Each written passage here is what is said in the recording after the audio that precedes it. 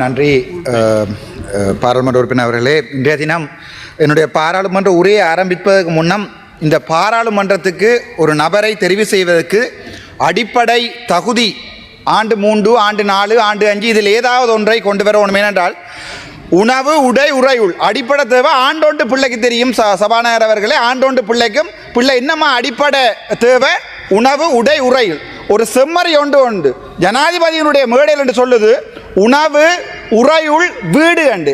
இந்த செம்மதிரி மாதிரியான பாராளுமன்ற உறுப்பினர்களை யாழ்ப்பாணத்தில் வச்சிருக்கின்ற என்பிபி கட்சிக்கு நான் சொல்ல விரும்புகிறேன். தயவு செய்து ஆண்டு 3, ஆண்டு 2 படித்த மாணவர்களையாவது உங்களோட கட்சியில் சேர்த்துக்கொள்ளுங்க. வெக்கம்.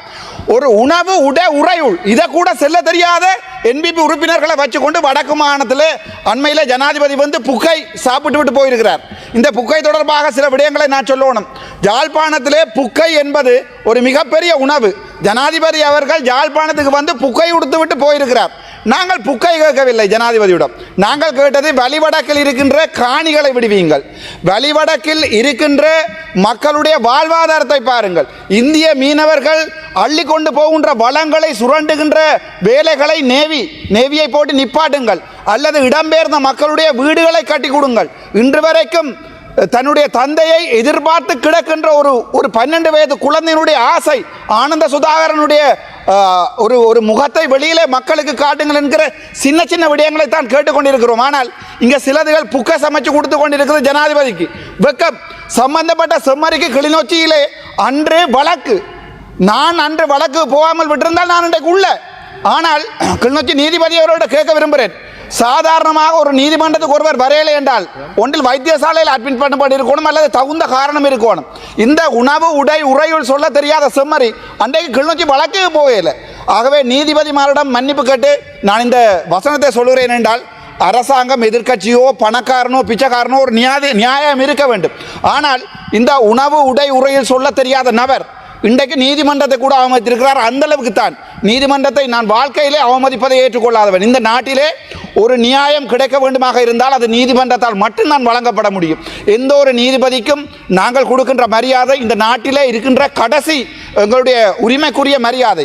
இந்த சம்பந்தப்பட்ட செம்மறி அன்று ஒரு விதானியாருக்கு அடித்து விட்டு, இப்போ நான் ஒரு விதானியாருக்கு அடித்திருந்தால் ஜோதிச்சு பாருங்கள் சபாநாயகர் அவர்களை என்ன நடந்திருக்கும் என்று என்னுடைய கால்களை கையெல்லாம் பிடுங்கி இருப்பாங்க இப்போ.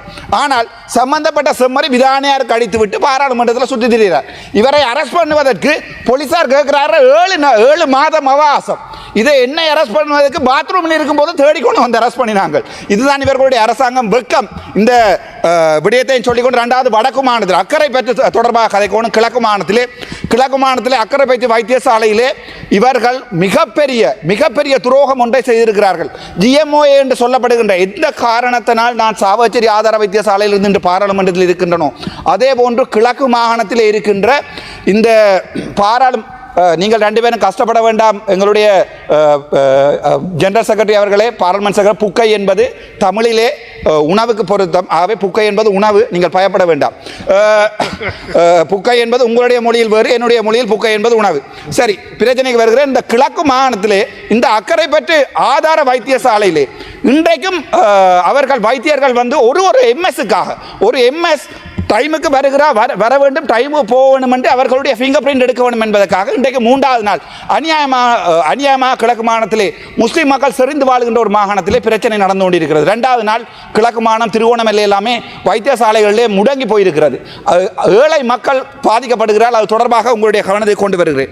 அதை விட முக்கியமான விடயம் என்னென்றால், வடக்கு மாகாணத்தில் யாழ்ப்பாணம் போதனா வைத்தியசாலையில் இருக்கின்ற வைத்தியர் தங்கமுத்து சத்தியமூர்த்தி ஒரு மாபெரும் ஊழல்வாதி. அவர் தொடர்பான ஊழல் விடயங்கள் பலவற்றை நான் வெளிப்படுத்தி இருக்கிறேன். ஒரு கிழமைக்கு முன்னர் அதே வைத்தியசாலையில் வேலை செய்த 34 வருடங்கள் வேலை செய்த ஒரு நபர் தலையிலே தேங்காய் விழுந்து 4:30க்கு அனுமதிக்கப்பட்டு இரவு 9 மணி வரைக்கும் அவருடைய தலைக்கு CT ஸ்கேன் எடுக்கவில்லை. நாளை அவர் பாராளுமன்றம் வருகிறார். நாங்கள் நாளைக்கு பாராளுமன்றத்திலே செக்டோரல் ஓவர்சைட் கமிட்டியில் நான் பார்த்துக் கொள்கிறேன்.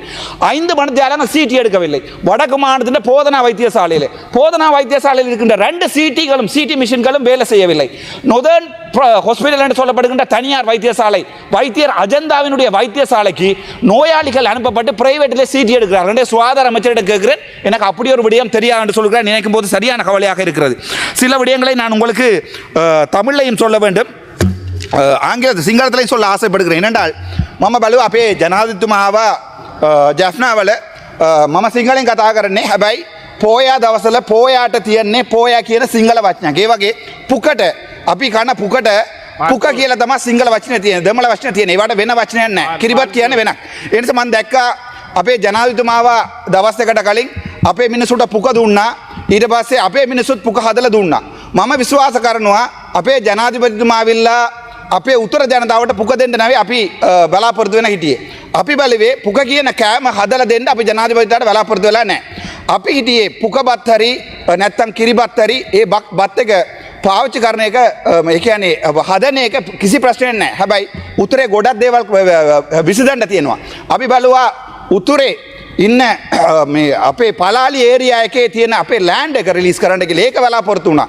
ඊට පස්සේ උතුරේ ඉන්න ජනතාව මෙතුමාට සඳ දුන්නේ විශ්වාස කරලා මෙතුමා දෙමළ ප්‍රභාකරන් විදියට ඉන්නවා කියලා විශ්වාස කර තමයි අපි මෙතුමාට ඡන්ද දුන්නේ. මෙතුමා වෙලා පුක හදලා දෙන්න නැවේ අපි උතර මෙතුමා බලාපොරොත්තු වෙන්නේ. එතකොට මම විශ්වාස කරනවා උතර ජනාධිපති එනවා නම් එතනින් ඇවිල්ලා ජාතිවාදී ආවුස්සන එක අපිට කැමති නෑ. දැන් ඇවිල්ලා ජනාධිපතිතුමා කතාවක් දෙනවා. දැන් මේ වසන්ත සමරසිංහ මහත්තයා මෙතන කතා කරලා ගියා. මට මේක අනිවාර්යෙන් කියන්න කැමතියි. දැන් උතුරේ මේ ජනාධිපතිතුමා විල කියනවා අනුරාධපුර බෝධි තියෙනකොට අනුරාධපුර පව් වෙලා උතුර සිංහල ජනතාව වෙනවා කියන්නේ ජාතිවාදී ආවුස්සන්න කියලා. එතකොට උතුරේ අපිට සිංහල ජනතාව මුණ ගැසෙන්න කැමති නැද්ද? සිංහල ජනතාව බලන්න කැමති නැද්ද? අපි කැමති. අපි දකුණේ ඉන්න සිංහල ජනතාවට හැමදාම කියන්නේ උතුරේ ආවිල්ලා අපි ඉන්න දැනම අපි ඉන්න විදිය බලන්න. අපේ ජනතාව ඉන්න විදිය බලන්න. අපි කොච්චර අමාරුවෙන් ජීවත් වෙනවා කියලා බලන්න එන්න කියලා. හැබැයි ජනාධිපතිතුමා කියනවා இன்னும் 2 நிமிடங்கள் இருக்கின்றன. මෙතුමා මේ ජනාධිපතිතුමා කියනවා දකුණ ඉන්න මිනිස්සු උතුරට එන්න ජාතිවාදී හුසෙන්ඩ කියලා. එතකොට දැන් මම උතුර ඉන්නවා. මං ගවිලා දකුණ තියෙන කෝවිලකට යන්න බැරිද? එතකොට දකුණ හොඳ කෝවිල එක තියෙන ඉඳා මට යන්න බැරිද? දකුණ තියෙනවා කෝඩේශ්වරම්. දැන් ගවිලා උතුර නැල්ලූර තියෙන ඉඳා මට යන්න බැරිද? එතකොට මම විශ්වාස කරනවා මේගොල්ලෝ තමයි ජාතිවාදී හුසෙන්. එකක් මතක තියාගන්න. මම මහින්ද රාජපක්ෂට විරුද්ධයි. මහින්ද රාජපක්ෂ අපේ මිනිස්සු මැරුණා කියලා මම අදත් පිළිගන්නවා. හැබැයි දැන් ඕගොල්ලෝ ජම්පර් එකක් දාලා උතුරේ යන්න පුළුවන් නම් ඒක එකම හේතුව මහින්ද රාජපක්ෂ ඕගොල්ලෝම දෙයියෝ. මගේ දෙයියෝ වෙන්න බෑ කවදාවත්. හැබැයි ඕගොල්ලෝම දෙයියෝ. හැබැයි එතුමා අපිත් එක්ක අපි වෛරයෙන් කියන්නේ අපි කැමැතින් කියන්නේ අපිත් එක්ක රණ්ඩු වෙලා අපේ නායකයව නැති කරලා එතුමා ජයග්‍රහණය කරා කියන්නේ මේ ඉන්න රටේ ජනතාව එයාව එළියට දාලා දැන් බලන්නකො ආගමත් නැහැ. 5000 දෙන්න කියනවා කියලා ඒලෙවල් ළමයිට පුදිය ගන්න කියලා.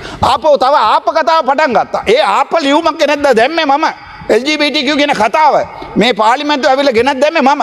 හැබැයි අද වෙනකම් ග්‍රේඩ් 6 ළමයිට ඒක උගන්වනවා කියන කොච්චර දැනට ඒ මොඩියුල් එක අයින් කරගත්තොත් මොඩියුල් එක සම්පූර්ණයෙන්ම අයින් කරගත්තොත් නැත්නම් තව අවුරුද්දක් දැම්මොත් ඒක කවදාවත් වෙනස් වෙන්නේ නැහැ. ළමයි body.net LK එක හොයලා ඉවරයි. ඒ වගේ ගොඩක් දේවල් හොයලා ඉවරයි. මේගොල්ලෝට INGO එක හරි NGO එක හරි සල්ලි එනවා නම් අපි දන්නේ නැහැ මේ ඒ සල්ලි කොහමද එන්නේ? පෙළවත එනවාද නැත්නම් ටිල්වින් සිල්වාට එනවා කියලා අපි දන්නේ නැහැ. හැබැයි අපි විශ්වාස කරනවා මේ රටේ සංස්කෘතිය තියෙනවා. මම විශ්වාස කරනවා 80ක් 85ක් මේ රට සිංහල ජනතාව ඉන්න නිසා මේ රට සිංහල බෞද්ධ රට කියලා ඕගොල්ලෝ කිව්වාට අපිට කිසි ප්‍රශ්නයක් නැහැ. අපිත් කැමති මේ රට ඇතුලේ ශ්‍රී ලාංකිකයෝ විදියට අපිට ජීවත් වෙන්න. හැබැයි මම බලනවා මේගොල්ලෝ NPP ඇවිල්ලා දැන් අවුරුද්දක් ඇවිල්ලා එක දේශපාලනයක් ප්‍රශ්නයක් කතා කරලා ඉවර කරගත්තද? දෙමළ මිනිස්සු සිංහල මිනිස්සු අතර තියෙන ප්‍රශ්න එකක්වත් ඉවර ගත්තද? 13 සංශෝධනය මේක කරාද? කිසි දෙයක් කරලා නැහැ. කිසි දෙයකට උත්තර නැහැ. හැබැයි උත්තරය ඇවිල්ලා පුක හදලා දෙනවා අපිට. අපි පුක හාලා අවුරුදු 40ක්. ඒ නිසා අපිට நேரம் முடிவடைந்து விட்டது. පුක හදලා දුන්නත් අපිට ඒක ඕනේ නැහැ. අපිට ඕන මේ රට සමානට ජීවත් වෙන්න සිංහල ජනතාවත් එක්ක ජීවත් වෙන්න අපිට ලස්සන රටක් හදන්න ඕනේ. මමත් පිළිගත්තා මේගොල්ලෝ කවදාවත් ඒක වෙනස් වෙන්නේ නැහැ. මේගොල්ලෝ තව අවුරුදු 5ක් අවුරුදු 10ක් කොහමද ජීවත් වෙන්නේ කියලා තමයි මේ පාර්ලිමේන්තුව ඇතුලේ බලන්නේ. හැබැයි මම එකක් කියන්නම්. ඕගොල්ලෝ තව අවුරුදු 4ක් තියෙනවා. ඒ අවුරුදු ඇතුලේ 4ක් ඇතුලේ ඕගොල්ලෝ ජංගිස ප්‍රමාණයකට වැඩ කරේ නැත්තම් ඊළඟ පාරේ එනකොට ඕගොල්ලෝ පාරට දකින්න වෙනවා අපිට. Thank you. நன்றி.